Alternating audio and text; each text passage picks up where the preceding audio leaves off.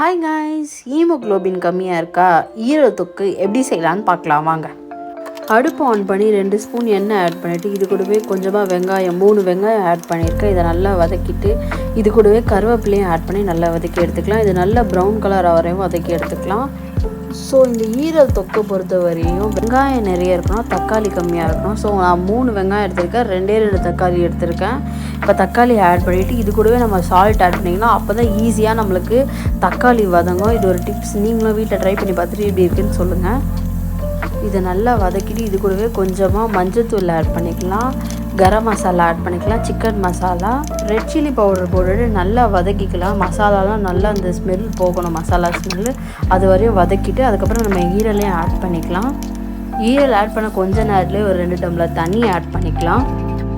நான் இஞ்சி பூண்டு பேஸ்ட்டு போட மறந்துட்டேன், ஸோ நான் இப்போ ஆட் பண்ணிக்கிறேன். நீங்கள் தக்காளி வெங்காயம் வதங்கும் போதே ஆட் பண்ணிக்கோங்க. இப்போ கொத்தமல்லி புதினாவையும் ஆட் பண்ணி நல்லா மிக்ஸ் பண்ணிக்கிறேன். இது 2 டம்ளர் தண்ணி ஊற்றி நல்லா வேக வச்சுக்கோங்க. இப்போ நான் லிட் போட்டு 10 மினிட்ஸ் வேக வச்சுக்கிறேன். ஈரல் எப்படி வெந்திருக்குன்னு பார்க்குறோன்னா ஒரே ஒரு ஈரல் மட்டும் எடுத்து அழுத்தி பார்த்தோன்னா ரப்பர் மாதிரி இருக்கும். ஸோ ஈரல் வெந்துருச்சுன்னு அர்த்தம். அவ்வளோதாங்க, ஈரல் தொக்கு ரெடி ஆகிடுச்சு. ஈரல் கிரேவியாக தான் வேணும்னா இதுக்கு முன்னாடி ஸ்டேஜ் ஒன்று இருக்கும் லிக்விடாக, அப்போவே நீங்கள் ஆஃப் பண்ணிக்கோங்க.